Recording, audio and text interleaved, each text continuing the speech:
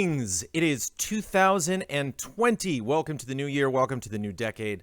This is your Cup of Jones. January 6th, specifically Monday. First live Cup of Jones of the new year and the new decade. New decade, depending on who you ask. I go with the new decade. It's always a new decade. You know, 2019 was the beginning of a new decade, a decade since 2009. So, still a decade. You know what I mean? If you're going to do like games of the decade, it's still 10 years. The 10 years that's a decade. So there you go. You made it, you know? So, howdy everybody. Welcome to Cup of Jones.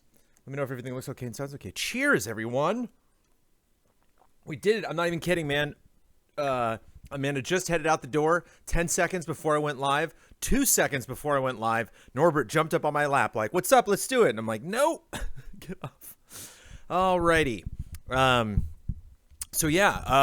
We have all been gone for a while. We are slowly going to be trickling back into the office this week to produce our regular slate of content. Some people will be coming in right before we're supposed to do that.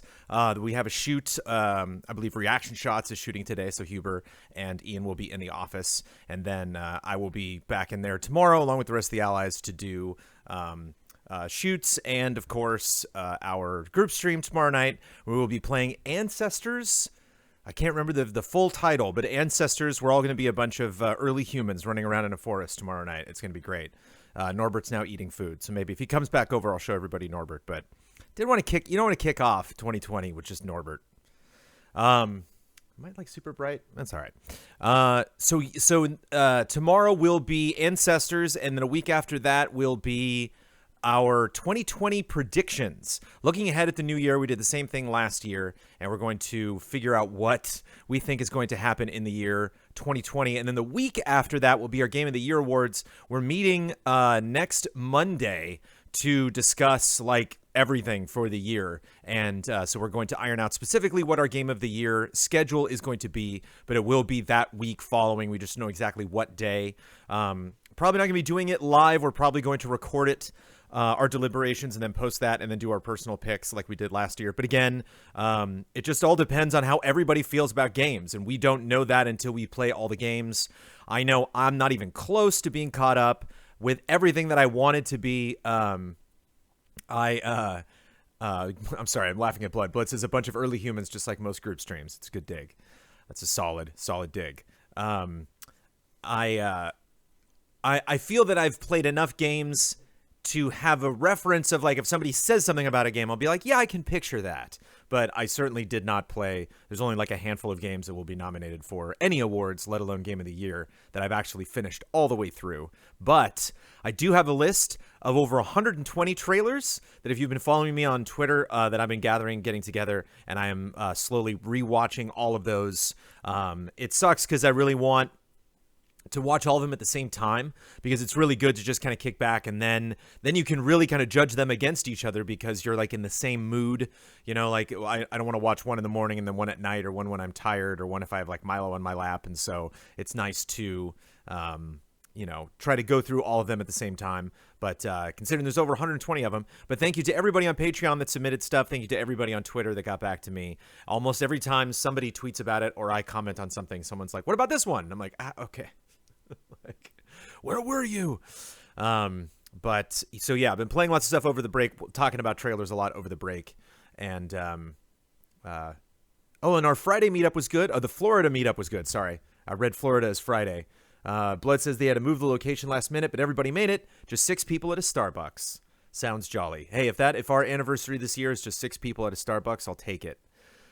We had an amazing Easy Allies podcast last week. Kyle Bossman sat down with both parents. He was teasing me that it would be him and his mom on the podcast, but he got both parental units on the Easy Allies podcast to talk about the history of Kyle Bossman. I love that he completely blows right past Easy Allies. He's like, and then Easy Allies is formed. Anyway, moving on. It's like, I would love your parents' input on what was going on with Easy Allies at the time, but it is such a wonderfully jolly episode, and I had such a joy cutting it. I didn't necessarily need to listen to the whole thing, but I totally did, because it was just very, very entertaining. And speaking of relatives, I got my mother and father-in-law, my in-laws, on last week's Cup of Jones, and a lot of people were very kind to them. I passed along all of those messages to them so they could appreciate that. And that was a lot of fun. Thank you to everybody who tuned in to watch that when it happened and who have commented since. And speaking of stuff that went up over the break, we have a new episode of Prison in Love and a new Don't Skip that if you missed last week's group stream, we put up live. That people got to see live for the first time on Ghost Trick. So getting back to Ben, I stepped in and cut a Don't Skip on Bully, but then Ben is back to his old tricks, doing those don't skip tricks. And the Q&A will be from the studio this month. We did the Q&A last month, and that was... I say last month, but it was last week, and we did that. I streamed that from my desk, and which is why I looked and sounded better than anybody. I had a solid frame rate and a really good audio quality. But we did that because everybody was still on vacation, but that is not us regressing from the format that we had established in 2019 of doing the Q&A from the studio now. We'll be back in the studio at the end of January. And... there is potential for both a Witcher and or more Mandalorian spoiler mode. Both are probably shows you're like, what? I finished that like 2 weeks ago. But now that we are all back in the studio, we might do it. Again, we got to meet. We got to figure out our schedules and figure out if that's something that people still want to do. I'll talk about spoiler modes a little bit later. I went back and revisited all the spoiler modes that we've done this year. But those are ones potentially that we could do. I have not seen Witcher yet, but I have seen all of Mandalorian. And it was fun. So we just got to find time for those in the schedule, and not a ton of questions today. There will be a massive editorial at the end of Cup of Jones today because I'm going to go through all of 2019. I've never done that before on Cup of Jones, and I had the time over the break to, and not only the time, but the interest. Now that we are a year in the studio or approaching our 1 year anniversary of being in the studio, I'm really looking long and hard at what we've accomplished and what we've done over the past year and what we can do better, because I don't know, it's just some kind of feeling when you're in the garage of just like, we're doing the best we can. We're in a garage. Not only are we in one room that I also work in, and there's a booth in the corner, but there's just not a lot of space in there, and it's just not really built for what we were using those purposes, what we were using it for. And so now that we're in the studio, especially looking ahead at the year in terms of like our budget and what we want to spend money on, what we want to allocate resources toward, I think a lot of those things will be determined by looking at what each individual ally produced in 2019 and what we as a group produced in 2019. So let's talk about it. Let's go through the whole year. It'll be fun. Fingers crossed. And a fair amount of personal questions over the break. Just reminding everybody, I saw some people in chat that tune in that just tuned in this morning. They're like, I haven't seen Cup of Jones in a while. Anything changed? Hey, new graphics if you haven't seen those yet. And personal questions are now in the post. They're in text. So if you're listening to this or watching this, you will not get any personal questions. One of them was a very personal question that I answered the best of my ability. A very deep cut. But I love that stuff. I love being, I say this with a grain of salt. I love being challenged in a way. Not obviously, don't like try to offend me. That's not like the game. But if you have a personal question that you would like me to answer, I will do it to the best of my ability. And I did so in the post on Patreon. We're not going to get into that because there's a lot of other stuff to get into. And I already mentioned we're going to look back at 2019. I wrote 2020 on this list, but that's not true. It's going to take a while. On the showcase post, which we'll get into the schedule showcase tomorrow with Ian Hank, I said the last day I'll be accepting things is midnight, January 7th, 2019. Whoops. Don't write lots of checks anymore. A lot of my bills get paid automatically online, but when you do write that date, it takes a couple weeks there. It's a joke we all love to say at the beginning of the year. Let's look at the schedule, everybody. Getting back, there it is. There's a good blend of orange and red and purple. Tomorrow's the community showcase. Bumped it up to 11 because that sucker's 3 hours. We gotta be honest. We're gonna be doing shoots all day tomorrow, but starting it with the showcase, I'll be sitting down with Mr. Ian Hank. We'll be looking through all of your wonderful contributions. Cup of Jones, you're watching it. Frame Trap going up today. And Ancestors, The Humankind Odyssey. There it is. There's the subtitle after that. Will be our group stream for tomorrow night. No idea what that's going to be like. No idea how often we're going to hand off the controller. No idea how much progress we're going to make. Humankind doesn't really know how much progress it's going to make in the span of 2 hours, but we will do our best. Another episode of Prison of Love on Wednesday. Fight and Range. Wednesday's a very Huber day. You got Prison of Love going up. Fight and Rage, which is a game that I believe came out on Steam a couple years ago, but just recently came out on Switch. I don't know what console they're going to be playing that on, but that's a beat 'em up. That's Mike Huber playing a beat 'em up. So that's that's hype right there. Jurassic World Evolution, some new expanded content, I believe, coming to that game. So Ian and Don will go back. And then this must be a typo. I don't know why it says here Thursday at 5 p.m. Pokemon Silver, but we beat that game in 2019. I finished that. I fought, if memory serves, I fought the Elite Four and then fought the champion. And I was told I became the champion, and then I got a ticket to go on a cruise, on a boat cruise. So like that's the end. I don't know. That must be Blood. That must be a weird typo. We'll play something else on Thursday. I don't know. I don't know what else there is to do in Pokemon Silver, quite frankly. So that's a weird little typo there. Friday at 10, reaction shots and friend code. The Easy Allies podcast, of course, going up on Friday for everybody that gets that early. And then if you can't get enough Kyle Bossman, Star Wars Droid Works. I love all the Star Wars happening at Easy Allies right now.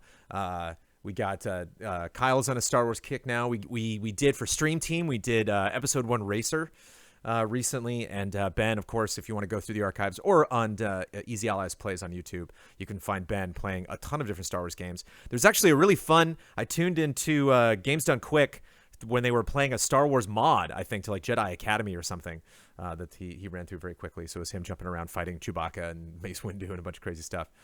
No, yeah, it's a bit. We will play Pokemon Silver. I don't know how much longer we're going to play Pokemon Silver.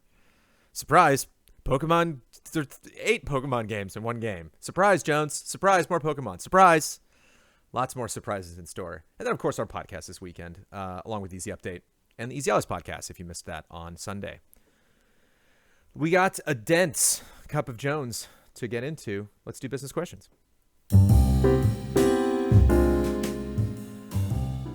Brandon K. Gann asking questions that I like to answer in the intro. What is EZA's GOTY plans this year? Any change from previous years, and when will it take place?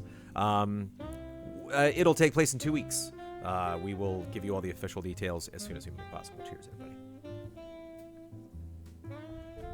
All right. Eric Greenberg. Ben established Don't Skip as a vehicle for talking about games with an extremely personal voice, literally, too. Now we got your Don't Skip with your opinions and experiences. What about other allies? For the record, not in the new format of Don't Skip, but Brad Ellis has done several, at least 2, maybe even more than that. Ian and Don's previous Hall of Greats submissions are basically Don't Skip videos. I actually asked Don after the last Hall of Greats, I said, Don, that Alien vs. Predator video was amazing. We got to get that up. And he was like, so I tried. Well, with some revisions, they could be. Maybe Don has a venue to finally use his full script for AVP. They already had the right mindset to make a Don't Skip, so maybe all that is left for that is to happen is some friendly nudging. I nudged. Just saying, I'd love to see a Don't Skip from all the allies, written and voiced by each one, but those I've highlighted seem to be closer to the path to fully produce one. I'm going to put that in. Get more allies to do Don't Skips. Your question is music to Ben Moore's ears. He's been trying to do that forever. I know I have at least one more Don't Skip locked and loaded. I have one more game that I definitely want to capture. Certainly don't have the time to do it right now, but that's definitely something I want to get into later. Just noticing I'm just a tad too bright today. You know, I know it's a new year and I know you want to be bright and cheery, but and I know that I am Caucasian. But a little too Caucasian today. Alex AI. On the last Frame Trap, you mentioned having trouble breathing Breath of Fire. No. Beating Breath of Fire 1. Would you be willing to stream this game in order to let the EZA community help you figure out how to beat the game together? No. I have other games I want to stream. I have other projects. If I make my own personal time to stream, I was looking forward to playing something other than Pokemon Silver with Kyle Bossman, but apparently that wasn't in the cards. Apparently my schedule was already being decided for me by both Kyle Bossman and our Twitch chat. Thanks all. That's such a Breath of Fire is such a perfect, and I've learned I think it was a personal question that noted that I am not even close to finishing Breath of Fire. I thought I was, but apparently I'm not even close. So I have a lot more Breath of Fire to play. So, and it wasn't me being totally stuck. It was just like, I just got to put in the effort to actually like watch an entire playthrough and then just spot that moment. There it is. There's the moment. Watch a playthrough at like 2 times speed. There we go. That's the moment that I haven't done, or that's the quest I haven't finished. I've basically been to every single location and I'm like, Okay. That's usually when you know what you're supposed to do in an RPG, if you've literally covered the entire map. And I thought just 3 characters were the end of it, but apparently there's a lot more places to go, a lot more characters to meet. So, and I've already started Breath of Fire 2. And of course, there's like Super Metroid, Link to the Past, like a lot of Super Nintendo games I've never played that are sitting there on my Switch just waiting for me. But I went through a hardcore Switch period a couple months back, but I'll tell you, the last couple months has been almost exclusively PlayStation 4. Playing a little bit of PC, which is fun. Playing Disco Elysium on my PC. Normally don't play PC games that much. Snowcone Guy, is EZA going to Gamescom this year? Maybe. I don't know. It would be a joy to see you roam the video game playground that is Gamescom, and of course, we would love that too. And for many European allies and Patreon supporters, it would be the only chance to ever meet you guys in person. I thought I'd better ask now, because I would ask 3 months prior to the event. You would probably already have different plans. The answer would be maybe next year. If there should be true intentions among the allies make this happen, please don't sleep on it. It's not a question of us sleeping on it. It's a question of, our budget. And we haven't determined our budget this year. We haven't really looked at, again, we have not gone full force into our new relationship with Roost as far as ads for all of our podcasts are concerned. And so that will obviously affect our budget when that revenue starts rolling in. And so it's all just a giant question mark right now. So we don't know. I don't want to make any promises there.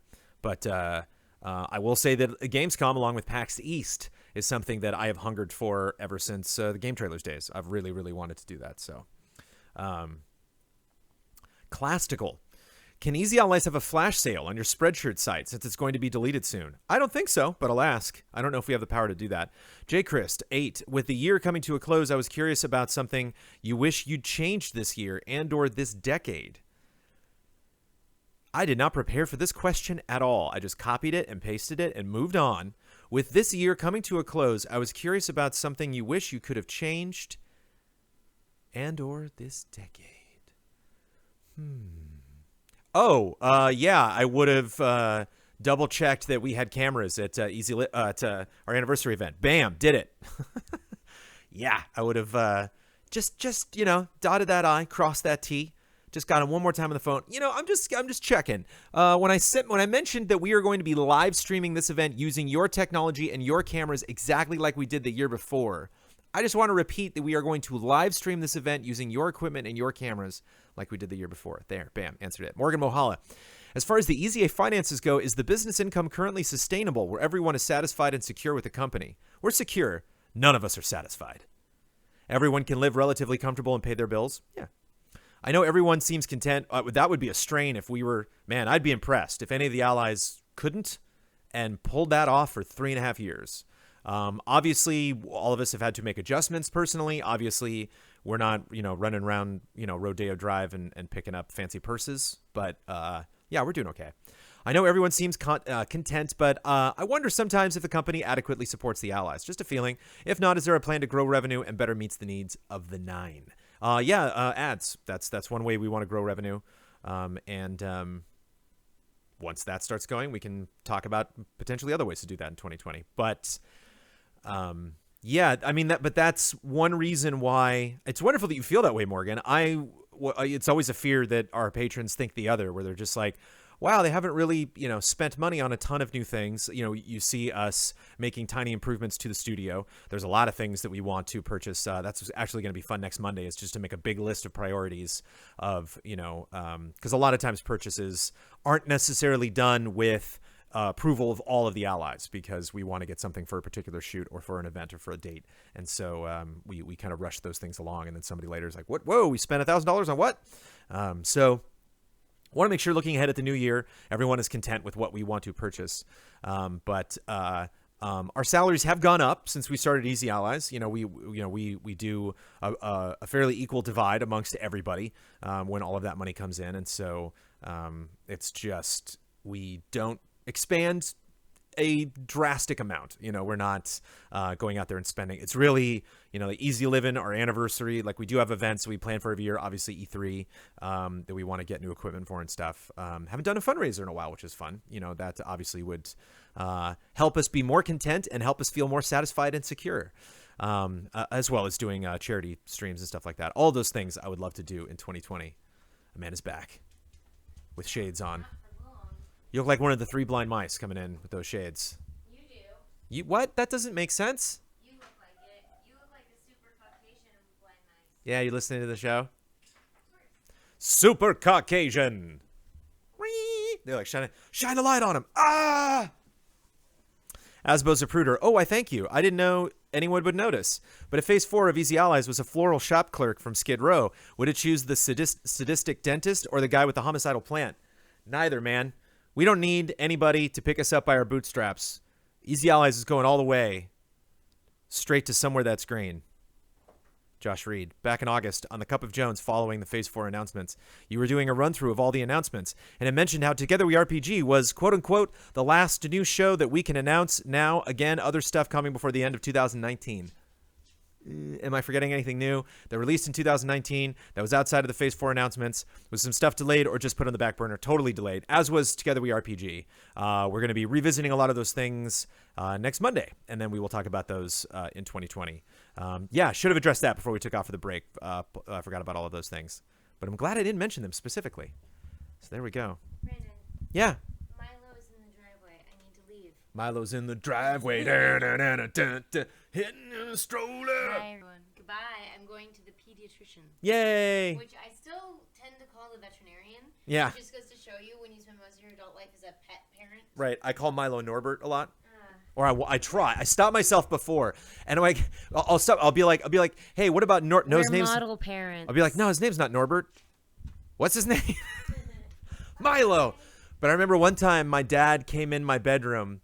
My brother's name is Christopher, and my old dog, rest in peace, my old dog, my old blonde terrier was named Kelly, and my dad came in my room one time and said, Brandon, and I said, Dad, you can call me Christopher, that's fine, but you call me the dog's name one more time, and we're gonna have some words.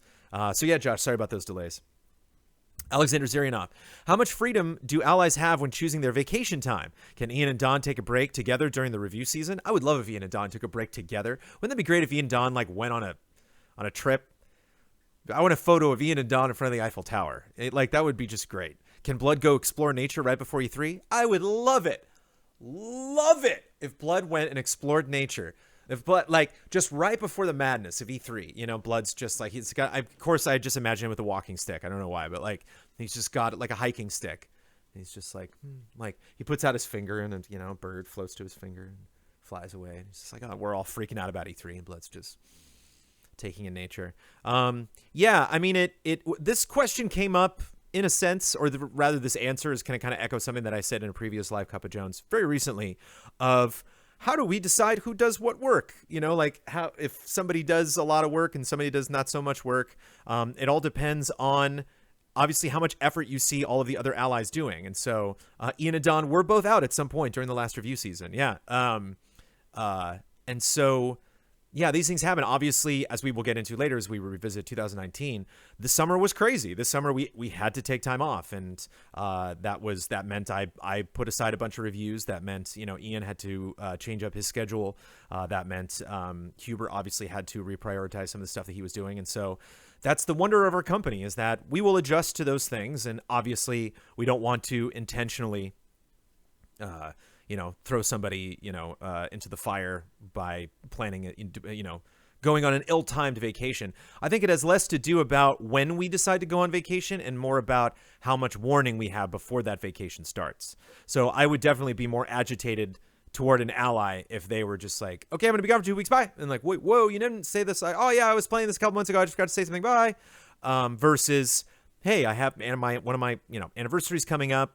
Obviously a relative has fallen ill or just some other kind of life event, and I need to take time off. We are all it's like a joy to support allies for them to do that, because that is when we were at Viacom and Defy Media, it's like, hey, talk to HR, man. There's not obviously you have paid vacation days and sick days and stuff, but even though, Blood and myself were managers at Defy Media, there was just not a lot of, power that we had over that in terms of how Defy was going to treat their employees. But we all know how we treat employees because we are all the employees. So we are definitely, I think we have a lot of patience when it comes to people that need vacation. I just had the in-laws in for 3 weeks. I need vacation. Actually, I was just revisiting old Cup of Joneses. I was going back through our YouTube channel, and I saw the video of me in Hawaii, and we were on our baby vacation, our baby moon. And I was like, oh yeah, I can still feel it. I can still close my eyes, and I'm back in Kauai. Jordan Butendyke. I thought the new graphics last year absolutely helped the podcast, Frame Trap, and Friendcode. Is there any thought to also adding new graphics to the reviews? We've talked about adding new graphics to things. We do actually have the wheels in motion to update graphics on some of the shows that we do. Not reviews, though. It's interesting when people are like, hey, change your logo. And we're like, logo's fine. And they're like, change those silly review graphics. And we're like, they're good. We like them. We don't have plans. We obviously changed our review graphics up a little bit when we switched from stars to those decimals. IGN dropping the decimals. IGN, we got the 20-point scale. IGN does the 10-point scale now. Fascinating. Curious to see how that rolls. I know IGN has changed that a lot, but obviously a lot of people watch those reviews, so it's gonna be interesting to see what people have to say about that and what scores they give games in terms of what everyone else gives games. And of course, everyone else comes out of the woodwork every time somebody changes their scores. And they're like, scores are stupid. And they're like, I know. So new graphics. Not planning on updating the graphics to reviews. Apologies if you are incensed. If you're tired of those classic review graphics. Who is it sneaking in near the end of near the end of the business questions portion? Cup of Jones. It's the 2020 dog. How is it, Sophie? How was your 2020 so far, huh? You want to hang out while we answer one more question? Would you consider doing a best trailers of 2019 and or best trailers of the decade list for movies and TV shows? No, not at all. I don't watch trailers for TV shows. I think I've seen like 5 maybe in 2019. And movie trailers, I don't have time. I don't really keep up to date on them that much. No, not going to do that. It's especially just, I would like to reference, and Daniel, I'm sure you posted this before. Maybe I made that tweet, but I put up a tweet of the 120 plus trailers. There's been like 10 more added to that list since I posted that. But that's going to take a lot of time to go back through those things. And I just don't want to focus on or claim to be an expert on something that I am not. Like, I think I know a lot about trailer production. I think I can definitely talk about a trailer specifically, but to pretend that I was really closely watching this year of movie trailers, I wasn't. And in fact, it's really nice to like go see movies. When I went to go see Rise of Skywalker, I was like, oh, hey, look at these fun new trailers I haven't seen, because I'm not really like hunting those things down. I saw the Bond trailer, obviously, and, we just did, the Witcher trailer for Netflix and Ghostbusters and Wonder Woman and stuff. So like there are the big movie trailers I watch, but lots and lots and lots of movies this, every year. And just because a show has a huge budget or is going to, make a lot of money, is going to be a big blockbuster, doesn't necessarily mean it has the best trailer. And obviously that's like a whole nother conversation over like what, why something would be a best game trailer versus why something would be a best movie trailer. But, movie trailers are sweet. Daniel Ribeiro admitting right now live in chat, I don't watch movie trailers anymore. So maybe that's why you want me to let you know. And certainly trailers of the decade. I'm like, no, not going to go back and watch 10 years of trailers. Even just doing best trailers of all time at Game Trailers over several months and just exclusively working on that project was a bit of a trial. And sneaking in at only 37 minutes into this episode, technically 32 minutes because we started a little bit late today, the final question. Mikhail Aniel, Sony has announced that they will have a press conference at CES with the words, "The future is coming." Could it be PS5? Maybe. Is this to be held? It is to be held on the 6th of January, which is today, at 1700 hours, aka 5 o'clock Pacific time. We will react live. Probably not. We went around and round on this on chat. My personal belief is that like they might mention the PS5. They'll probably repeat the same stuff they said in the Wired article.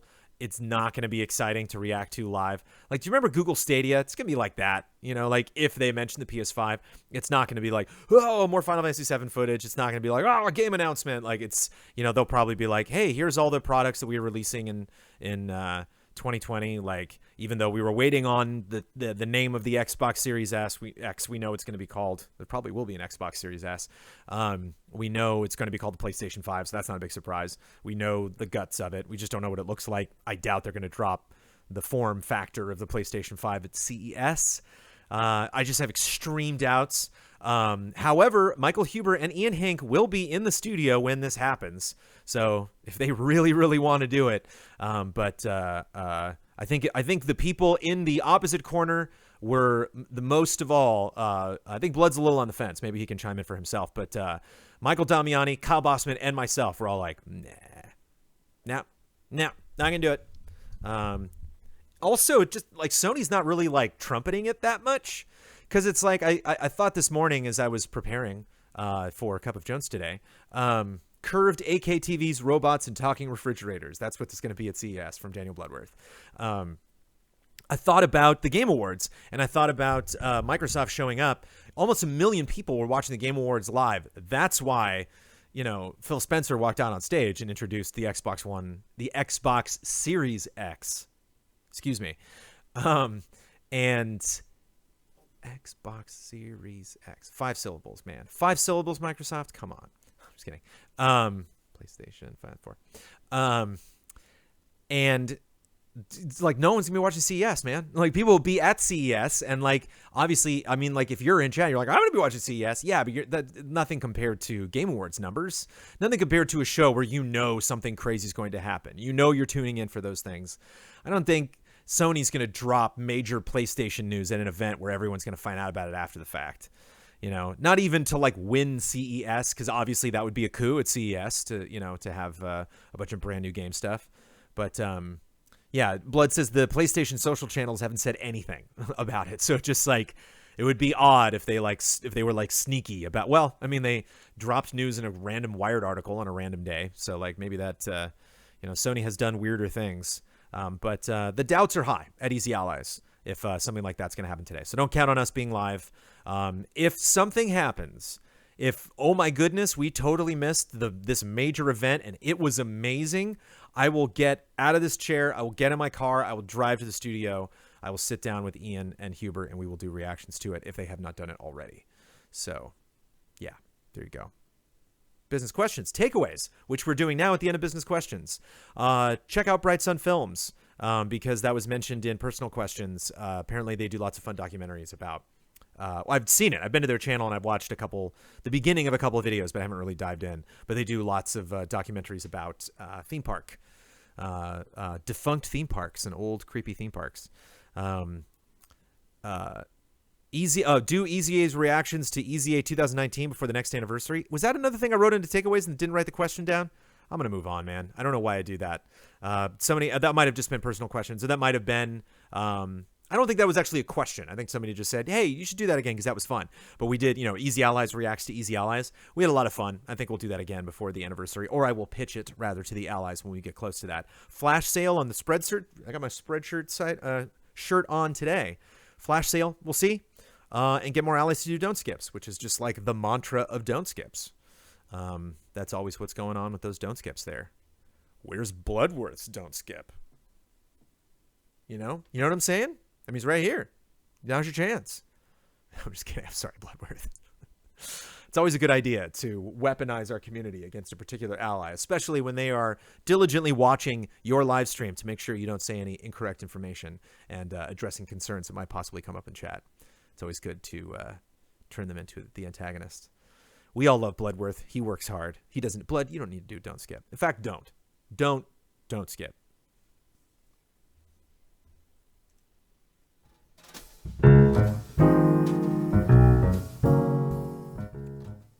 Cheers, everybody. All right. So 2019 was a year. Fun thing to remember about 2019. We didn't move into the studio for a while. We didn't move in until it was tough to actually nail the date of like when our stream was. Twitch didn't say it. The video of Welcome to the Studio went up on January 29th. I don't remember if January 28th was our first day in there, but the 29th was when that video went up on YouTube that said, hey, welcome to the studio. And we walked around the studio. I vividly remember being in Florida last year and on my laptop and on my phone, discussing with GoButton, going through the construction of the. I was so nervous, man. Like looking at the set and just like the bars with the LED lights and how all that was gonna work, and just like, I think this is gonna look cool. I remember like us freaking out because GoButton was like, okay, there's going to be like a structure that's going to go up here. I'll do it this way. Like if you're looking at the sets, there's like the pole in the middle, and then there's going to be a bar, but it's just going to go over on this side. And we were like, it's not going to go on the other side. And he's like, well, there's no reason to do it. And it would be weird to like, I'd have to like weld it onto that thing because these things naturally kind of like, you know, hook onto the opposite sides of the room. And we were like, okay. And then sure enough, when we went live, you know, our people were like, what's that bar doing there? And like, why does that bar only go up on the side? And so we like found a happy medium of like getting the camera to a certain distance where you don't see that bar on the top. But fun thing too, before we get into like the actual year, at the end of 2018, we had 197,000 subs, give or take. We're almost at 200. Now we have 232,000 subs. We gained 35,408 new subs in 2019. And we got 800 new patrons. Obviously, our patron number, you know, is like a roller coaster. It's dropped a little bit because we are now in a new month. And we are down in revenue because we got rid of all of our sponsorship tiers. And so we knew that was going to happen. And so whenever I look at Patreon, as long as Patreon is still kicking ass, as long as we are still doing well on Patreon, that makes me happy. And of course, just with the 800 new patrons, like anytime we can have engagement like that, not only people that are watching our content, that are talking about us, that are aware of us, but people that are actually signing up for Patreon, that are actually giving us $1 or more. And we've seen a lot of people, I think in 2019, when we'll get into phase 4, obviously, as we go through the year, but looking at people's engagement in terms of, financially, I think a lot of people really looked hard at their finances and really figured out what they are willing to contribute on a regular basis to Easy Allies.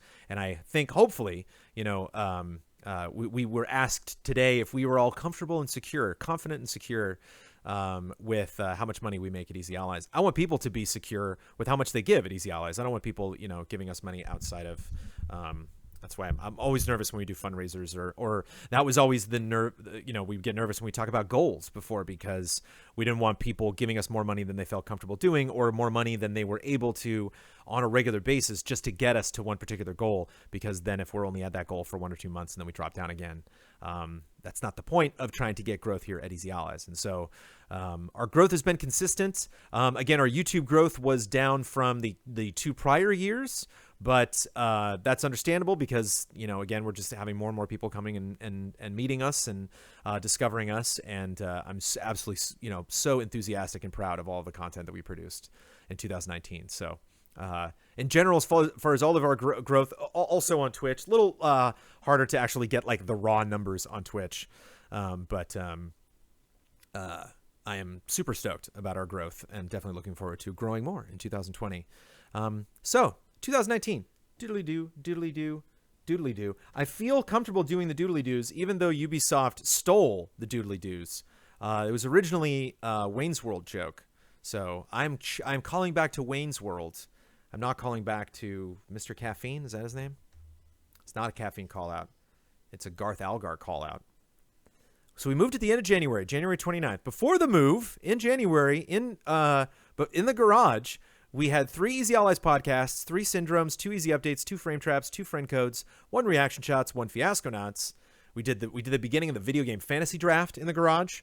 Our 2019 predictions in the garage. We did a Hall of Greats in the garage in 2019 before we moved. And of course, our Goaties. Our Goaties this year will be the first Goaties that we've ever done in the studio. So that'll be interesting comparatively. I think we'll just do it in the streaming room, kicking back like we did before. But it was interesting going back and looking at like all of those things. It's fun to go back whenever I'm looking back at old things, old reviews, old podcasts, and that line is so substantial and it's so casual because with the exception of Easy Update, we didn't do a lot of episodes being like, hey, look at us, we're in a new space. We kind of just did 1 episode and then moved on. Like, we'd been in the studio forever. And so it's fun to like scroll through and see the thumbnails and be like, oh, there we go. that's a garage right there. But then we moved, and it was neat to look back on. If you want to go revisit these are fun. Thanks to Easy Update, there were lots of Easy Updates about moving into the studio. I sat down with Ian before we actually showed the studio. We sat down on the couch in the green room with a brick wall in the background, and we just talked about stuff. We did a drywall repair video with for Easy Update. We did, of course, the construction time lapse, where you got to see the studio come together. We did Pro Studio tips and tricks on Easy Update, and an acoustics episode with Daniel Bloodworth. Shout out to Daniel Bloodworth for helping with setting up all of the new fun acoustic stuff that we did, and even the Haunted Studio episode, the Halloween episode of Easy Update, I think is also kind of a fun revisit of just what the studio looks like now. And I know some people were talking to me about it'd be fun to like take a look at the studio and take a look at, you know, where we are with the studio now. We're still several weeks before our 1-year anniversary of the studio, so we'll get to that. I'll either do that in January, I'll do that the first Cup of Jones of February. And now that we have moved past the 1-year anniversary of being in the studio, we'll look back at the studio itself and just kind of look back at specifically, you know, what we've set up. A real quick rundown of what we've set up in the studio. Just audio-wise, we've done a lot of improvements to the streaming stage itself. You can still hear jazz coming from our neighbors, but the streaming room, we still have a lot more work to do. I think we're going to finally bite the bullet this year. I think Ian has become much more accepting of the fact that we might have to hang microphones from the ceiling. We didn't want those to block people's faces, and we didn't want those to have people walk into those, because if there's something hanging from the ceiling, walk into that. You know what I mean? But it might be time to pull that off. It was interesting going back and revisiting our welcome to the studio. And when we finally finished the welcome to the studio video and went into the streaming room, the chat was like, "Ugh, that doesn't sound good." It's like, we're doing the best we can. So we can make the streaming room sound a little bit better. But specifically the studio, we put in a lot of sound absorbing material, which made, you know, all of the shows in there sound a lot better.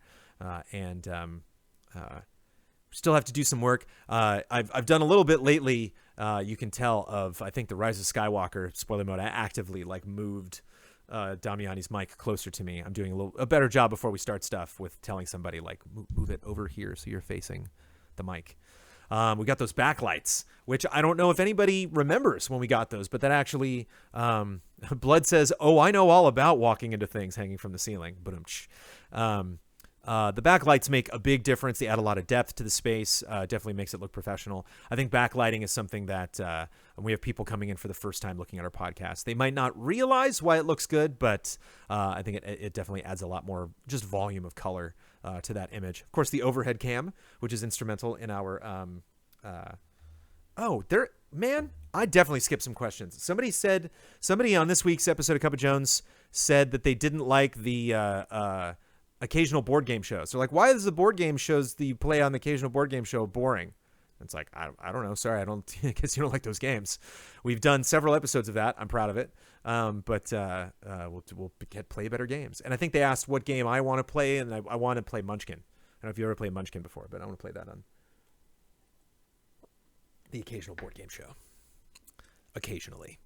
And we got that second couch in the streaming room, which meant that the couch that was already in the streaming room moved into the control room. So that's where that couch came from. And got that longer couch in the back there. Got some new chairs. Got a bunch of new furniture purchases. Got some new shelves all over the studio. Specifically, my favorite one is the shelves that house all of our drinks and food and stuff like that in the kitchen. We got new shelves in the control room. We got a new desk for the office area. We got new tables and chairs. A nice like dining room table and chair, not like a dining room table, but a table for our green room, for our eating room, for people to sit down and eat food on.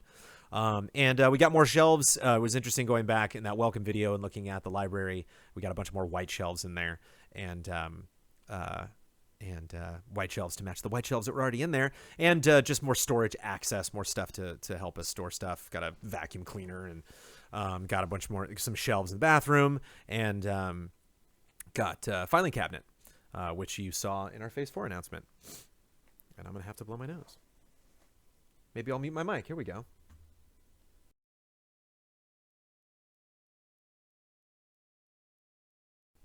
Like it never happened. And like I said, I'll go into more studio improvements. We'll, walk around the studio and show you all the stuff I'm talking about. I know I've shown you on previous Cup of Joneses, but we'll talk about the studio. And then Frametrap, as mentioned in previous questions, Frametrap and Friendcode got graphical upgrades. Yay! Got new logos, and got new thumbnails, and it's fun to go back through, obviously on YouTube, and you click that playlist, and you can see that episode where both of them made the shift. We made other improvements later on in the year to graphic upgrades to shows, but a lot of that was involved in Phase 4, which obviously we will get to. Show you the microwave. Yeah, we haven't seen the microwave yet. Got to see the microwave. We did 19 spoiler modes. 19 episodes of spoiler mode in 2019. I'm proud of that. It's fun to like add a lot of this stuff up because I know a lot of people get frustrated that we don't do reactions to things. A lot of people get frustrated that we don't do spoiler modes for as many things as we possibly can. We try to do at least one spoiler mode a month.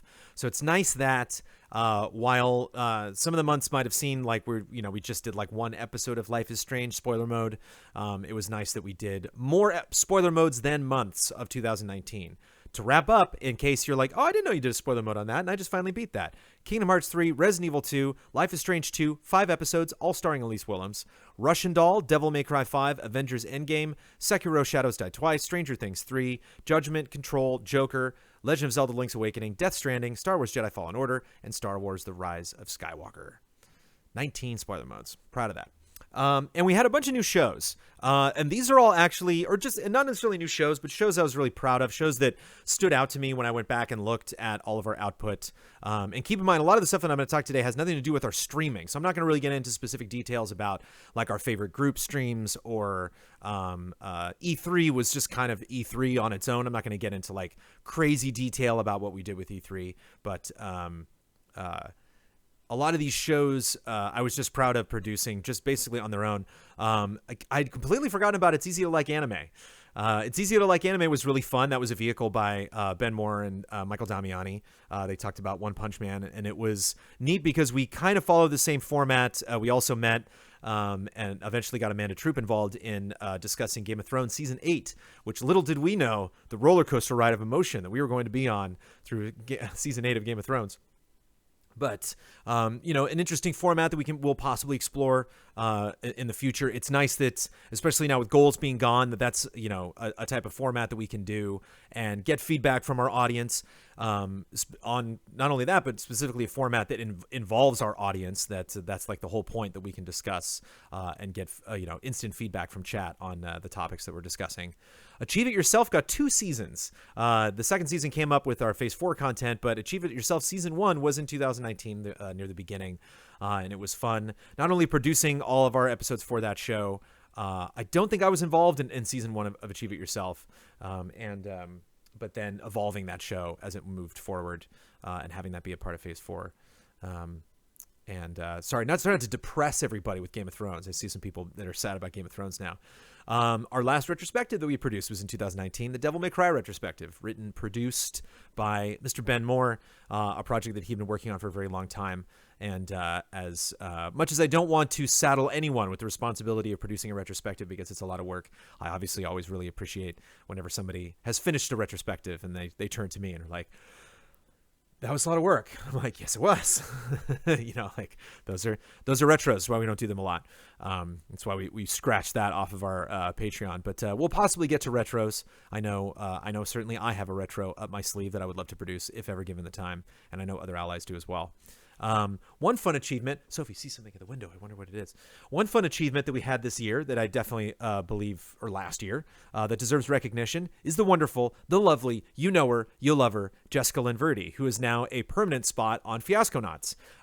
She is obviously dear friends with myself and Amanda. She works with Amanda on their 7-lady team. I was just going to call it improv, Ripley Improv. And shout out to them, follow them on social media, and check out recordings of a lot of the stuff they do. Ripley did work in 2019, shameless plug, for a show called Encounter that basically, calls out to their Ripley roots. Obviously Ripley named after Ellen Ripley from Aliens. And so Encounter is kind of about, women going into space and encountering other beings.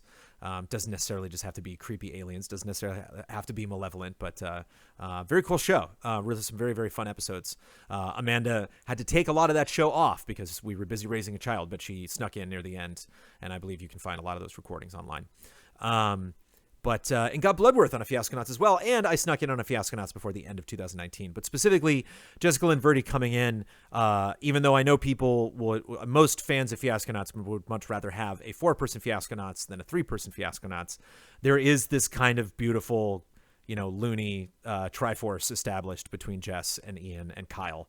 And it was really fun watching those episodes and watching them have fun together. And obviously, kudos to her because she came in to cover for me and for other allies, but specifically when, I was dealing with the burden of child this year. I definitely appreciated her stepping in on that show. And gosh, hasn't she found her element or what, man? She loves that stuff. And give her a follow. Jessica Verdi on Twitter. I don't know. She has a lot of different tags on Instagram and Twitter. I don't know officially which one she uses. But she's done a lot of work at Hyper RPG and a lot of other places. If you're like, you can't get enough Jessica Lynn Verdi, you can follow her and see other stuff that she does. Improv and the like. We got the finale of Busted Trifecta. An hour and 20-minute film about horse racing and magic. And bets and betrayals and gambling and just crazy characters, man.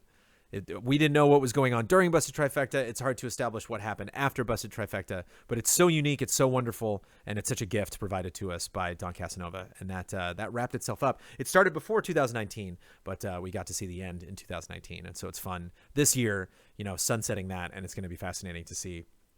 Obviously, Don now is putting a lot of his effort into bringing back Don's Design Lab, and that has just a wonderful format. And obviously, making Huber's Prison of Love the jolly and stressful show that it is. And we also did, as we get into more talking about editorial stuff, we just recently started to experiment. Correct me if I'm wrong, Blood. I think we did specifically 3 of these. I don't know if any others jumped to your mind, but. Impressions of Ghost Recon Breakpoint, Need for Speed Heat, and Google Stadia. And those got a wonderful reaction from our community. Those were really great. We're not going to do those if we don't feel like doing them. Those really just kind of fit a specific gap in our editorial coverage when we realize it's been way too long since we've reviewed this thing. I think looking back, it would have been fun to maybe do an impressions video on Super Mario Maker 2. I know we talked about... We talked about Marvel Ultimate Alliance 3 on Frame Trap a bunch, but I just think it's nice if we know we're not going to review something, or if it doesn't necessarily fit that, or if we are going to review it but the review's not going to be for a while. It's fun to sit down and just kind of have first raw impressions from the allies, and everyone seemed to really dig those. So, we did the Forza. Well, the Forza Battle Royale was like a preview. I don't think that, because that technically went up before that launched, so that's technically a preview. But and that's the thing, is like it basically is an after the fact preview, is that format. So it didn't seem super unusual to us, but it's something that people really, really dug and wanted more of. And so sometimes we do too many talking head type content. It's just us at the desk talking about things, and so we're nervous if we're just like, hey, here's more of it. But people really dug that, and so we're looking forward to maybe doing those more in the future.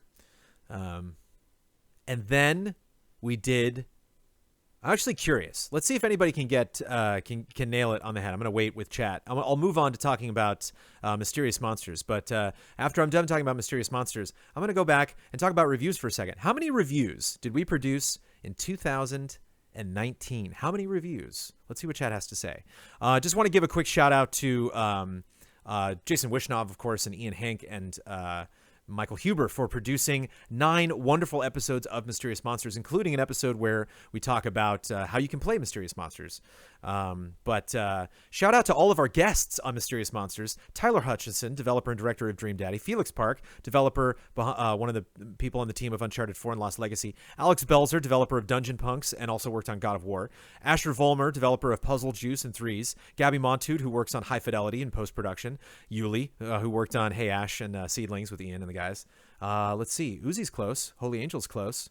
Uzi and Holy Angel, you were close. Tokyo Slim, yeah, you were close. Okay, I like it was a dirty response, but it was the closest. Erica Lindbeck, wonderful voice actor, who was in Spider-Man, Final Fantasy VII Remake, Persona 5. Ashley Birch, you know her, you love her. Horizon, Life is Strange, Fortnite, After Party, Outer Worlds, Borderlands 2, and other stuff. Elise Willems, of course, who's been on other Easy Allies content from Funhouse and Game Trailers. AJ Locascio, from Voltron Legendary Defender, Star Wars Forces of Destiny, who played Han Solo. What a jerk. And of course, the best Marty McFly voice match of all time. And our lovely old friends, Matt Walden, Justin Angelmo, Chris Wen, Pam Singh, Noah. And of course, Amanda Troop, Jessica Lynn Verdi, and the allies who appeared on there as well. But Mysterious Monsters is just so wonderful and so unique and so fun and something that really felt like a dream when we first announced it. It's like, yeah, Huber should host a game show, and we did it. And so that I think that's one of my favorite things, that not only we did that was a goal. We took the goal away. We produced that show anyway. We've done that show with our available assets, with our available budget.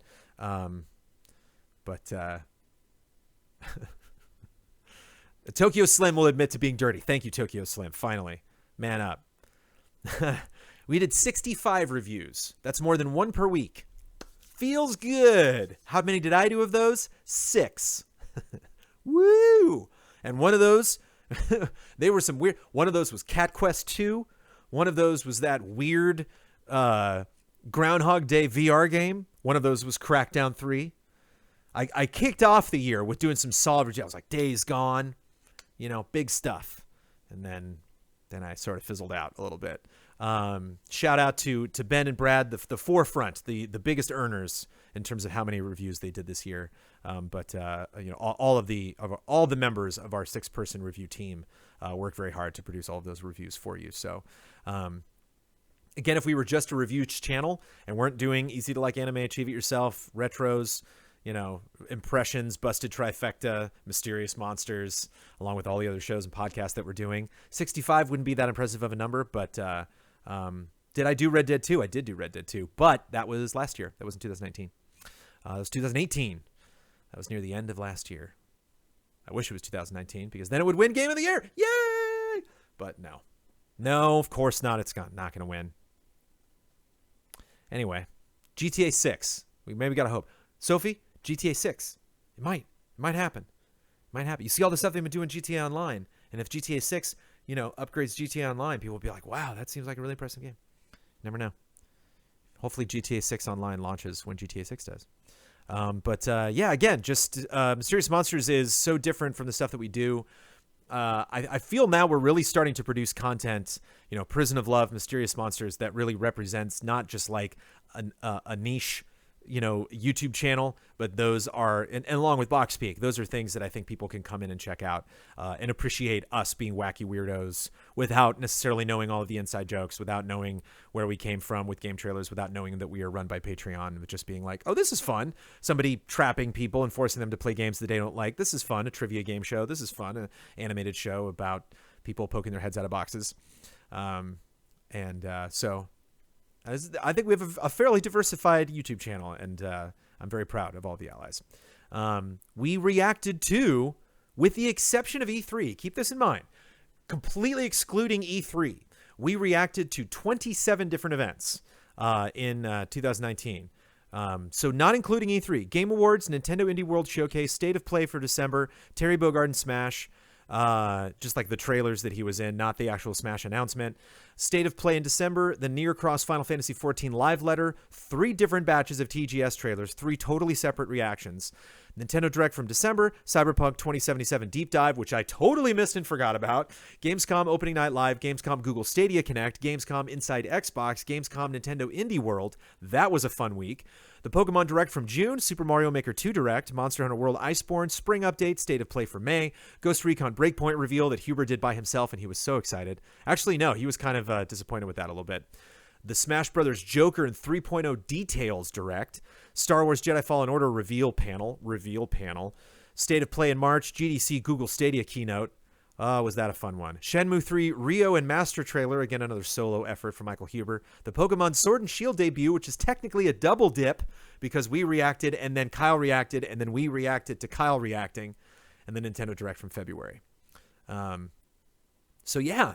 Again, it's something that people say, people get frustrated sometimes that we don't react to enough things. That's at least 2 reactions per month, more than 2 reactions per month, completely excluding E3. Again, with E3, I'm not going to get into like a bunch of crazy details because E3 was E3, man. There's a lot of stuff to talk about with E3. But I'm pleased with all of those reactions. I can't make a promise that we're going to do more, but obviously we're getting more comfortable and we're spending more time in the studio. So our schedule that basically means that one of us, or several of us is going to be in the studio almost every day of the week.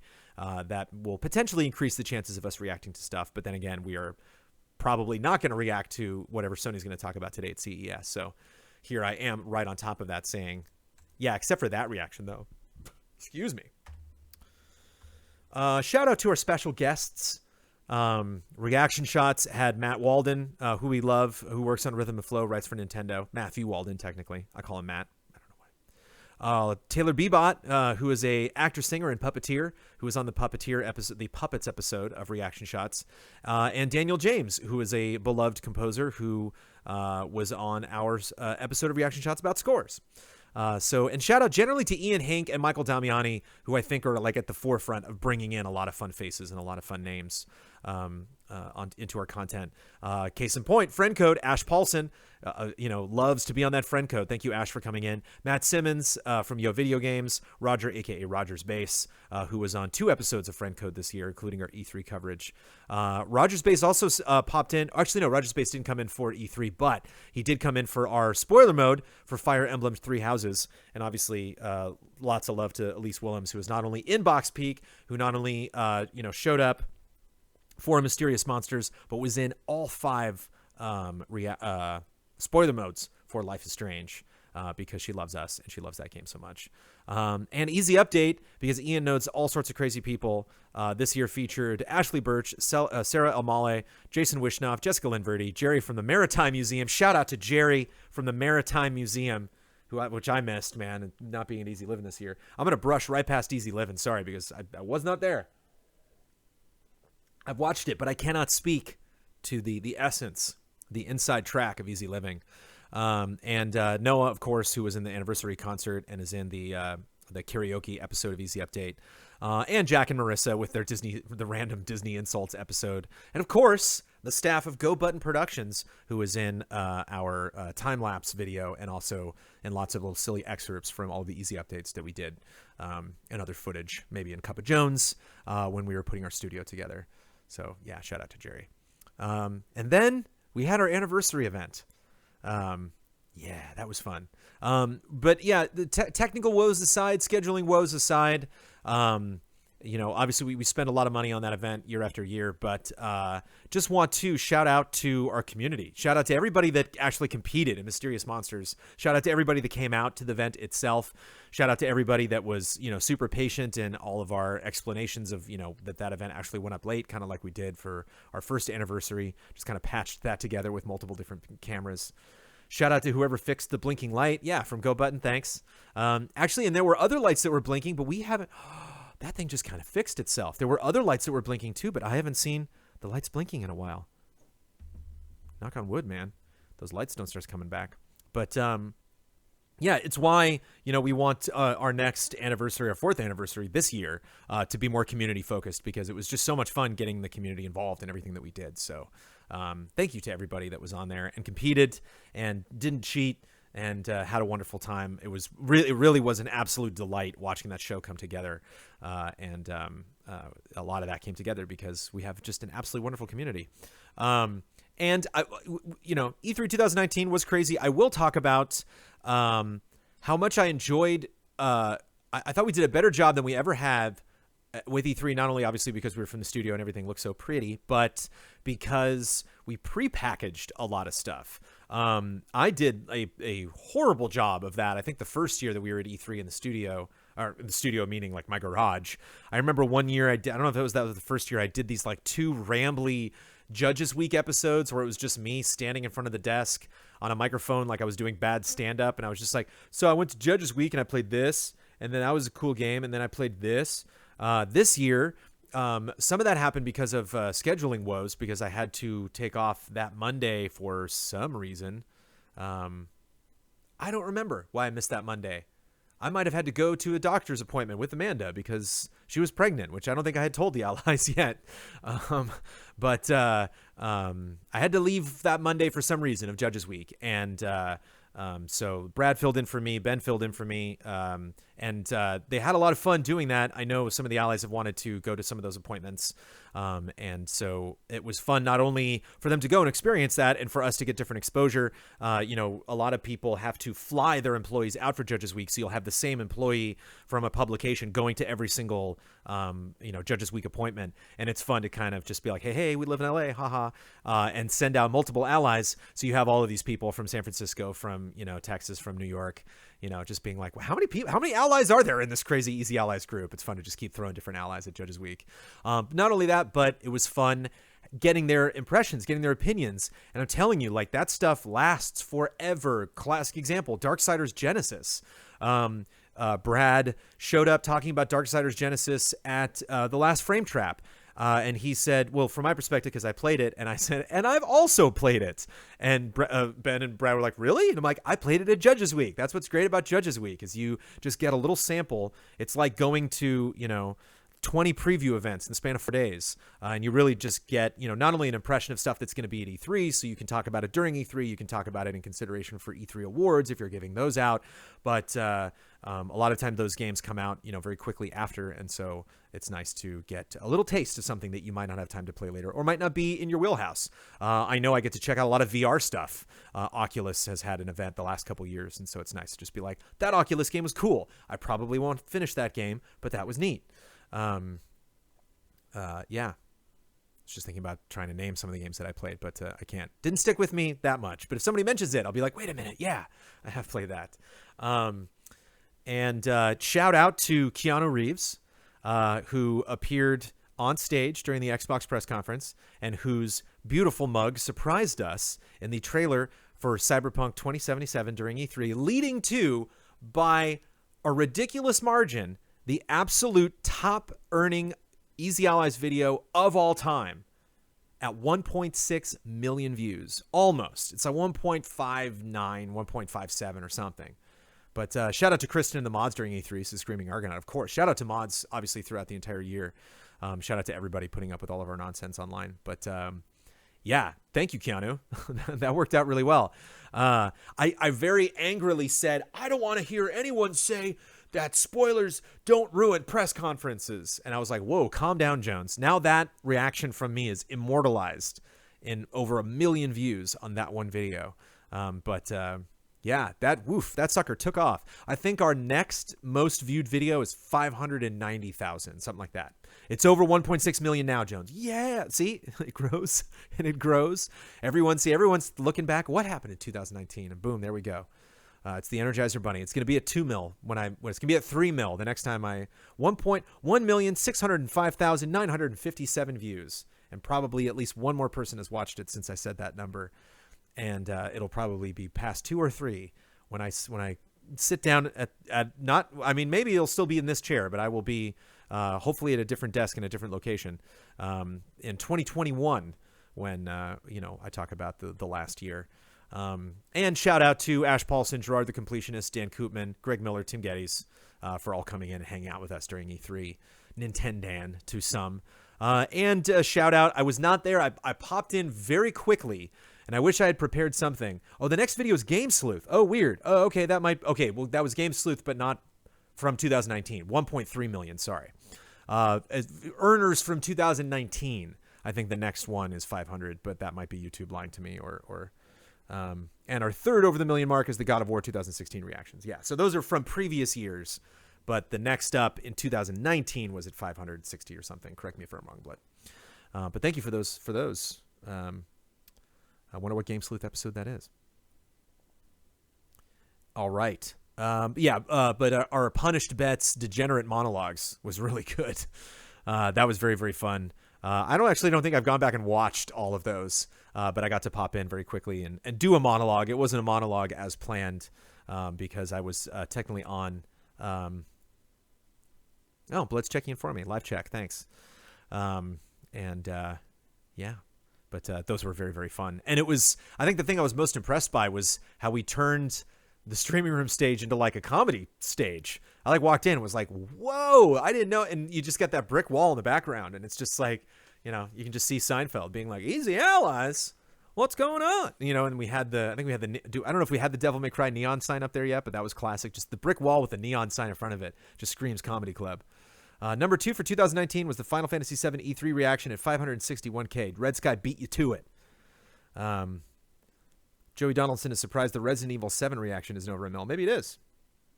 Maybe it's just under God of War. Bets, what are bets? Fair. That's a good stab. See, that's how you do it. That's a good stab. But yeah, I really, Spider-Man costumes is 291,598. All right, we're done talking about numbers.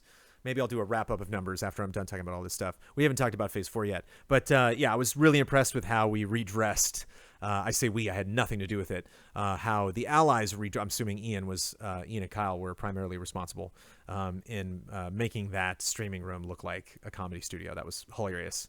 And it was neat having fun and kind of flexing our creativity and our freedom in that studio space and doing things like when we set up the green screen, when Don sets up the green screen for Prison of Love on the streaming room stage, when we move everything aside for Mysterious Monsters, you know, when we do the occasional board game show and we have the overhead cam, and you know, I like that we haven't been afraid to move things around, and it's neat to even think ahead at the next year and think of more stuff that we can do.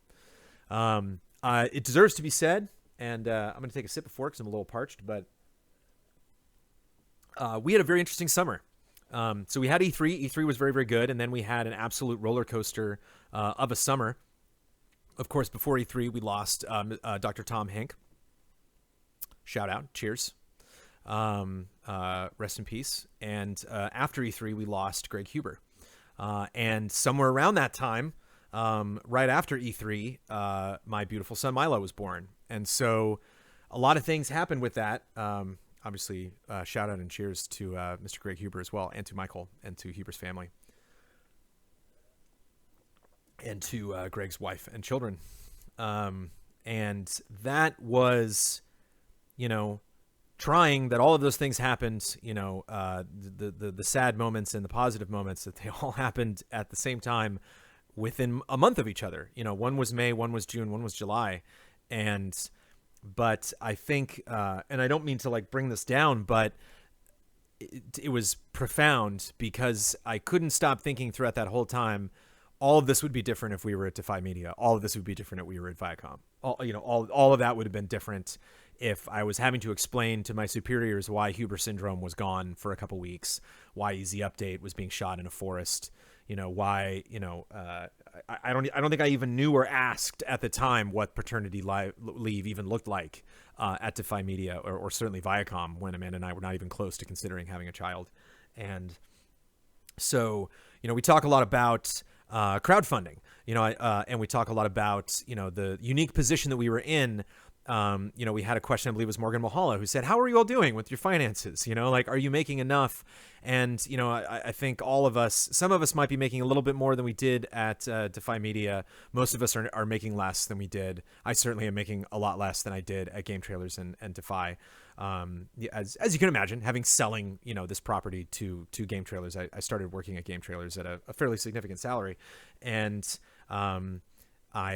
we bought this house while I was working at Game Trailers, and, you know, we still have that mortgage, so we still have to pay that mortgage, and I'm having to do so with a smaller paycheck. But you trade, there's no way I would possibly trade that for the freedom, the comfort, the support, the, you know, the backup that I feel not only from the allies but from this community, emotionally, financially.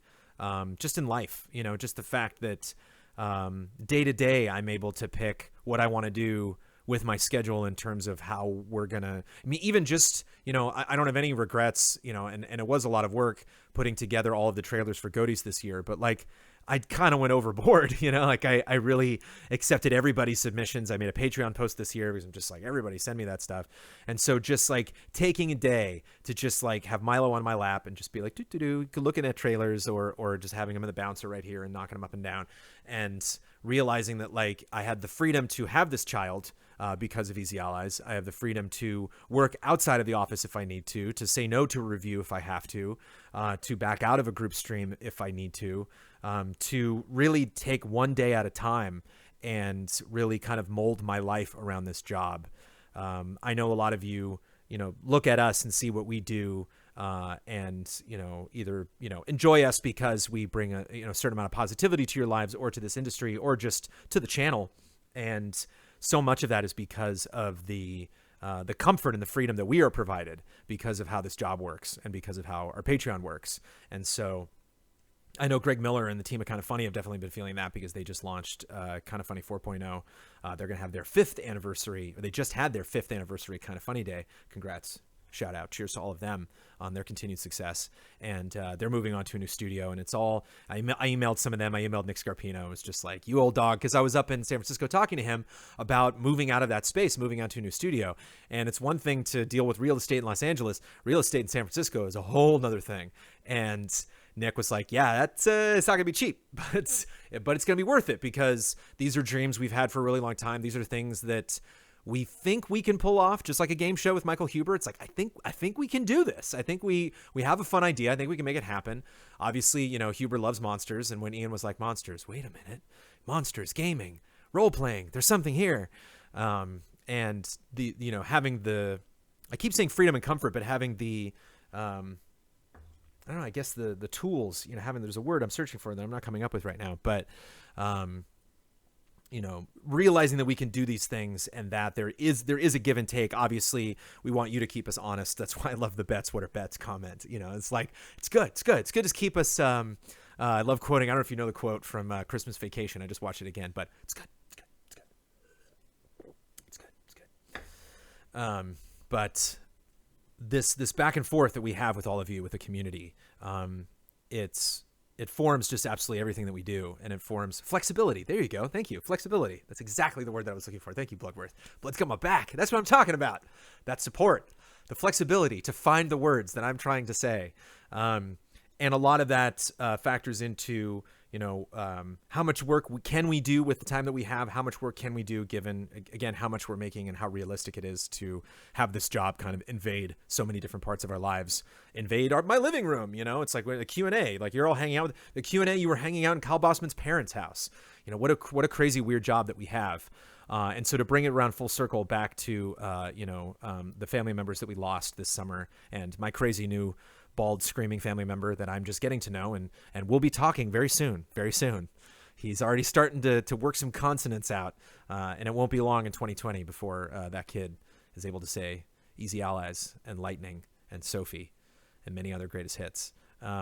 But the fact that you were there to emotionally support us and give us the room that we needed to deal with those things, those kind of trying times that we had this summer. And of course, obviously, no one felt those losses more acutely than Huber and Ian. But, I met Greg at Huber's wedding, and, Dr. Hink is in our videos. He's in an episode of Fiasconauts. And so those two men are very much a part of Easy Allies, and we miss them a lot. So yeah, that was crazy. That was a crazy summer of emotions. And I'm able to express these emotions here on A Cup of Jones because all of you are here for it and all of you are comfortable with it. And then Easy Living happened. I wasn't there. But finally, before I wrap all of this stuff up, we did Phase 4. Phase 4, it's funny. Like I'm writing all these notes and I'm looking back at 2020 and it's like, was there really nothing other than Phase 4? It's like, is it really like E3, Easy Living, Phase 4? And Phase 4 was like a vacuum. Phase 4 kind of sucked up the rest of the summer because Trailer Jones just stopped. I did an episode of Trailer Jones at like the beginning of July, and then Trailer Jones just went away. And I'm like, I'm working on new graphics. And then we did Phase 4, and I was like, I'm still working on those new graphics. And even after, I premiered the new version of Trailer Jones, it's still kind of finding its footing. and still trying to figure out exactly what our audience wants versus what I want. The first episode that I did was on the Star Wars Rise of the Skywalker trailer, and even though I'm a little iffy on that movie, fairly iffy on that movie, I still love that trailer. I actually, after I saw the film, went back and watched that trailer, and I was like, I stick to my score. Bloodworth says, I had a lot of baby time with family this year, so it was totally good to get some perspective on what you've got coming up with Milo. Yeah. And we had the survey ahead of Phase 4 as well. Thank you, Blood. Yeah, it's crazy to see like 1-year-olds and be like, oh, really, huh? Okay. Well, yeah, we had the survey, and so like the July and August was just a lot of talking. It was a lot of us, planning things. A lot of us talking about the things that went away, goals, tabletop escapades, top 10s, Game Sleuth. I don't know if that still burns for you. It feels, miles away from us right now, considering all of the stuff that we're focused on. But those were tough decisions, and that was stuff that we, spent days, weeks, months, talking about and weighing our options, and then planning for all of that stuff, and then wanting all of that to go well, because it's not only when we make changes at Easy Allies that we want to make sure that we can meet the goals that we set aside.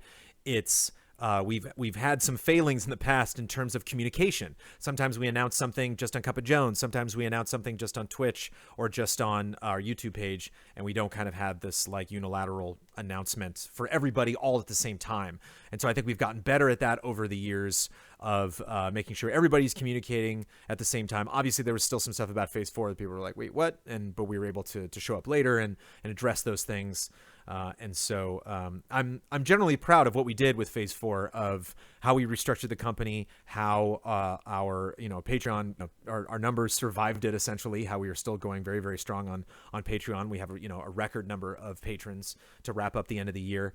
And so I feel, and I hopefully share the sentiment with the rest of the allies, that we feel so comfortable with I love that Ben said something on the last Gundam stream. I actually don't mention Gundam building when I talk about Phase 4, but go Gundam building. But I love that Ben said, like, yeah, I don't recall the last time I was like angry at any of the allies. So we're all morale is high here at Easy Allies, wrapping up the year, and a lot of that is because of Phase 4, but specifically to get through the details. Stream Team, Mana Day, although Mana Day was happening before Phase 4, but continuing, the Mike and Mike streams, Ian and Don, Silver Squad, man. If I had known what Silver Squad was going to be when we were getting into Silver Squad. And I'm frankly upset that we didn't announce Silver Squad, because we didn't know what we were going to be playing. I just knew that, and it just shuffled down that way, because Ian and Don were like, oh, we'll play together. And then Huber and Damiani, Huber was like, I will be there on Wednesdays. Who's with me? And Damiani's like, I'll do it. I'll be there with you. And we were like, oh, Mike and Mike, that's fun. And then Kyle and I were like, oh, I guess we're left. So I guess, Kyle, we'll play something. And it was like staring us in the face. I don't know why I wasn't like, oh, well, I mean, obviously. And I remember, I think it was like the weekend or something. And I was like, when we get back, when I meet Kyle for the group stream on Tuesday night, I'm going to tell Kyle, you know what we got to play. We got to stream Pokemon Gold or Silver, whichever one we should play. And he picked Silver. And I think it was the day before. It was like that night, Kyle was like, you know what we should play. And I'm like, dude, I was just thinking that. I was way ahead of you. But we did. Mana Day wasn't before Phase 4, but we talked about it forever. Okay, apologies. But we also, the occasional board game show, which we said we were going to do like every 2 to 3 months, and everyone like groaned. They were like, oh no. And apologies to the comment that I totally skipped. I will pass that along to Ian and say we have had one Cup of Jones comment with someone who was not pleased or didn't think the games necessarily were that exciting on occasional board game show. Occasional board game show is its own thing, and it will evolve, and obviously we will get more allies involved in it.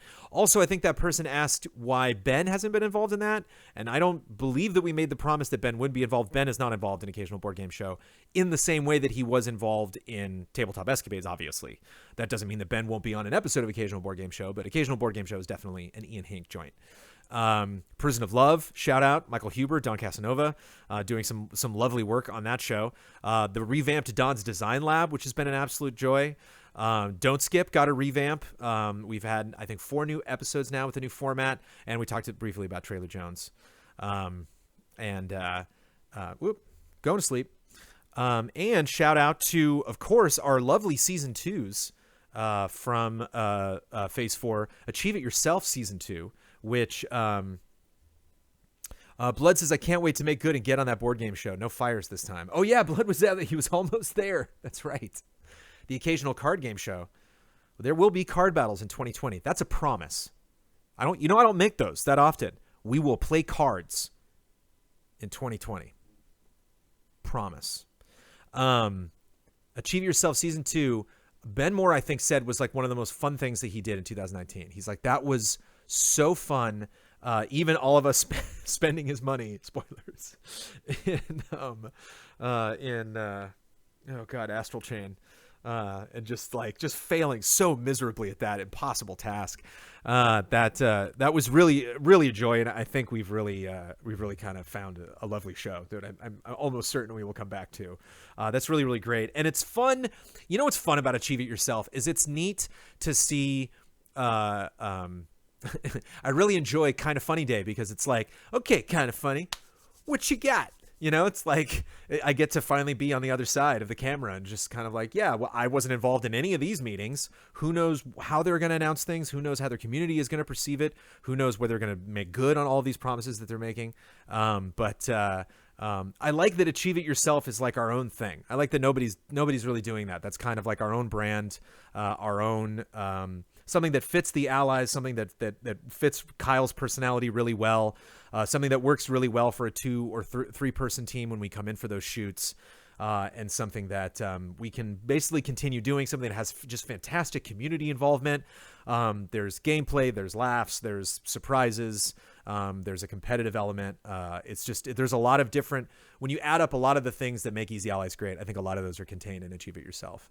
And it was fun taking a show that we previously had done as an exclusive show and bringing that to everybody. I think it kind of made us think more about exclusive shows and kind of how often we want to do those and what kind of form those are going to take. Obviously, we're going to be talking about that a lot this Monday when we gather together and talk about what we're going to do for the entirety of 2020, what our show ideas are, what we feel we can produce in what amount of time, and how much of that we want to be exclusive.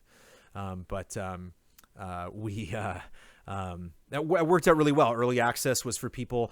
Another lesson that we learned to get that second episode of early access ready so that we premiere the first episode. But if you are in the early access tier on Patreon, you get 2 episodes when it launches, because we told people, hey, you can get this episode early if you're early access. And they're like, okay, well, where's the next one? And we're like, oh, next week. And it's like, oh, okay, that would obviously sell, our Patreon better. If there is something for them to go get when we are making the call to action to go get it. And so again, we talk about freedom. It's nice having those, the wiggle room to learn those lessons and to apply them later on. And of course, we talked about doing the Q&A from the studio. That was a fun bit, but I mean, I don't think there's any better way to wrap up the extravagance, the glory, the achievement, the triumph of 2019 than season 2 of Box Peak. Kyle worked on that for so damn long. I'm excited for Kyle to do other things. I'm excited to meet on Monday and be like, hey, remember that thing you talked about in phase 4, but you didn't do because you're working on Box Peak? Pay up, baby. There were several Kyle ideas that we just didn't have time to do because he was working on Box Peak that we talked about in phase 4, that we can, maybe approach when we're, circling back around and looking ahead at the rest of 2020. There's creative ideas that I have. There's a lot of stuff that I want to improve and do differently. It's going to be fun actually sitting down individually with each of the allies and talk about what their expectations are for 2020. After 3 years of Easy Allies, how do they feel about the company? Making sure, I believe morale is high at Easy Allies, but it never hurts to make sure. But what a phenomenal achievement, and I think that Box Peak was. And I think one of the things that was so genuinely exciting about Box Peak was it was neat when like Disney Plus launched, and I'm like missing stuff on Netflix. And like, there's like all this appointment viewing that we have. HBO is killing it. Like still haven't seen Watchmen, but there's like a lot of other stuff. Even stuff like on like Amanda's obsessed with Outlander on Stars. So like there are shows that we watch. Like, oh, there's a new episode. Oh, the Jeff Goldblum show, new episode. Great, let's watch it. And Box Peak was totally that. Box Peak was like one of the most exciting shows we were watching. And I think for so many reasons, it was like exciting because obviously it was, we were proud of producing the show for Easy Allies. Exciting because Amanda played like half of the cast, and exciting because we weren't really sure what was going to happen. It's like episode 7. I was just like, I cannot wait until this episode. I cannot wait to look at chat and have them be like, what? What's happening right now? Some of the truly horrifying things that happened in episode 8, 9, 10. It was fun. It was really fun seeing everybody, like thinking back. And I imagine this is how actors feel when they go on press tours, because they're like, people ask them, what did you think about this part of the movie? And it's like, what part of oh, right. And you think like, why they don't remember what they did on the movie? And it's like, they shot that a year ago. They've probably made 4 movies since they made this movie that they're currently talking about. And so it was wild seeing that show done and then having scenes being like, right. I forgot about this. Isn't Sean Clinton in this episode? Just recalling all of that stuff was such a pleasure. And, it was really great that there was no way I could just watch an episode and then talk to Amanda about it later. That would be like, do you have 10 minutes now, honey? Okay. Is Milo asleep? Okay, let's go. And then we sit down and we put it on. I think for the final episode, we even made popcorn and watched it a couple times. And that was such an event. And so I don't want to pat myself on the back by being like, Box Peak was really good and we produced that. All of the credit, goes to my wife and obviously to Kyle for writing that, for as someone who has had ideas and passed them along, or had ideas and been frankly too afraid to produce them, or too afraid to leave some of my other responsibilities at Easy Allies to invest more time into producing them, to tell a story. I really want to tell stories with my career, and I'm jealous, quite frankly, of Kyle, not only for taking the time and producing all of that on his own in a way that I've never seen before. I've never seen puppetry like that. I've never seen animation, if you can technically call it animation, like that. I've never been involved in a creative project like that. I've frankly never seen a web series like that in terms of just the story and the humor. Shout out to Luke Arnold and AJ Locascio and Elise Willems, of course, for coming in, and Sean, but Sean's kind of like an honorary ally. Those 3, along with Amanda, are actually actors who came in to do our silly show, and that was such a delight to see all of that done. So kudos and congratulations to all of you. That's our tutorial today for wrapping up of 2019. Apologies if that was super listy, if I was just and then we did this and then we did this. I know for some people that might not be interested in some of those things, it's kind of like people talking about their summer vacation, so I went to the Grand Canyon and then I saw I went to a museum. I can't remember the museum was. There were dinosaurs there. All of you were a part of this. All of this happened because of all of you. I know some of you might not feel that because you might just be at a $1, $5, $10 tier. Any sort of support, any sort of involvement that you do. If you wrote a question for Love and Respect or the Q&A and we never got to it, thank you. If you watched any of our shows, if you commented on them, if you watched Cup of Jones live or asked a question or somehow involved in the community showcase, or this. I've been doing this for a long time. I've been involved in the games media for 17 years. 13 years almost. 18 years almost. I added another year to that and somehow came up with 13. And this is so different. It's amazing to still be learning, learning as much as we are learning. I got to see jumping sharks in the wild last week, so that was fun, says Bloodworth. Blood literally jumped the shark last week. So unfortunately we are at that point. Usually happens after 4 years that we jump the shark. Blood's at that point. Hopefully I don't jump the shark yet, but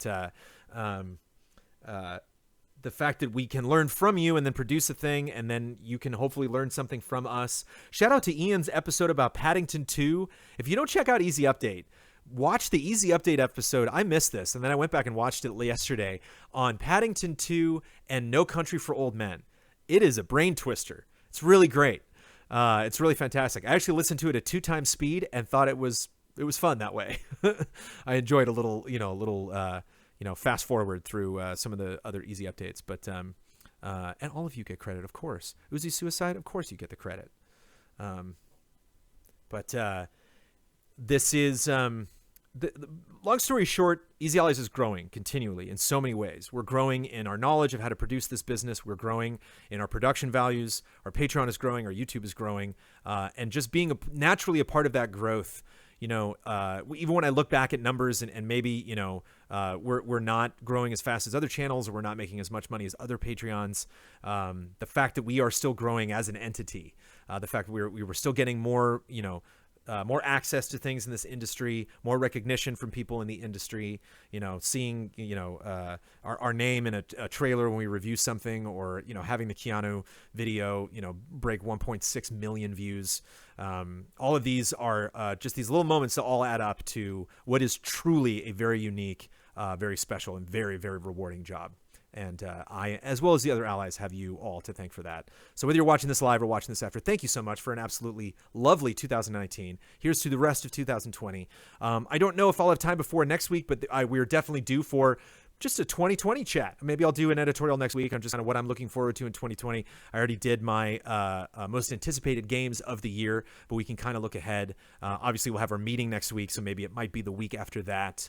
And of course, you'll be hearing from us very soon on what our games of the year are, what our predictions are for 2020 for this industry, and as we get closer to really ironing out I got a final promo script that we can put up on our YouTube channel. I'll be cutting that video very soon. I'm excited to finally do that, which I've been putting off for, 2 years.